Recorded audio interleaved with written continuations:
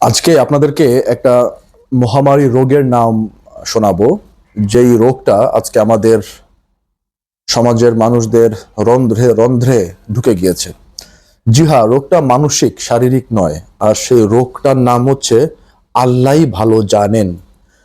Skip করবেন না, একটু বোঝার চেষ্টা করবেন। মৌলভী সাহেবকে প্রশ্ন করলাম, মৌলভী সাহেব, কবরে তো দেহ থাকে না, সো আজাব কি করে হয় দেহের উপর? বলবেন যে আল্লাহই ভালো জানেন। আচ্ছা মৌলভী সাহেব, এই মুহূর্তে জান্নাত জাহান্নাম পৃথিবীর কোন কোনায় অবস্থান করছেন? বলবেন আল্লাহই ভালো জানেন। আচ্ছা, আবার প্রশ্ন করলাম, মৌলভী সাহেব, আচ্ছা লাউহে মাহফুজে যে কোরআনটা সংরক্ষিত আছে, আল্লাহ পাক কোরআনে বললেন সে লাউহে মাহফুজটা কোথায়, এবং সেখানে কোরআনটা যে আছে সেই কোরআনটা কোন প্রকাশনী ছাপিয়েছে, বা কোন প্রকাশনীর কোরআনটা ওখানে লাউহে মাহফুজে সংরক্ষিত আছে? তাহলে তো সেই প্রকাশনীকে নোবেল পুরস্কার দেওয়া যেত। বলেন এত প্রশ্ন করেন না, আল্লাহই ভালো জানেন।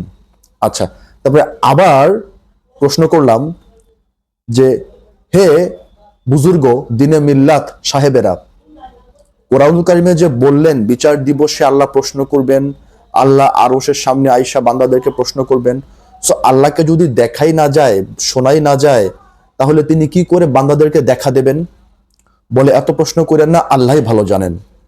সো এই যে আল্লাহ ভালো জানেন বলে বলে তারা যে মানুষের ব্রেনটাকে যে একদম নিস্তেজ, দুর্বল, পঙ্গু, অথর্ব বানিয়ে রেখেছে, আর আমরাও ভয়ে জড়সড় হয়ে কুকড়ে আছি। যে যেহেতু হুজুরেরা জানেন না, যেহেতু বুজুর্গ দিনে মিল্লাত স্কলার ওনারা যেহেতু জানেন না, সো আমার আর জানার কোনো চেষ্টা করে কোনো লাভ নাই। জগতের আর কেউ বোধহয় জানে না।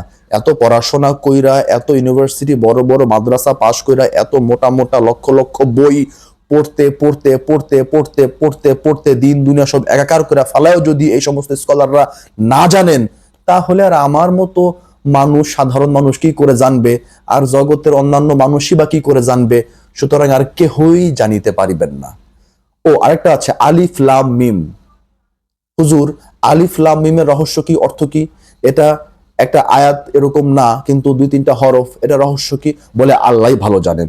সো এরকম অনেক কিছু আল্লাহ ভালো জানেন, কিন্তু ওই গবেষক ভুলেও বললেন না যে আমি গবেষণা করে এটা বুঝতে পারলাম না। এই যে আমি জানলাম না, এই স্বীকারোক্তিটুকু তাদের বলতে লজ্জা লাগে। তাদের এতই দম্ভ, এতই অহংকার, অথচ নিজেদের অজ্ঞানতা ঢেকে আল্লাহর উপর চাপায় দেয়।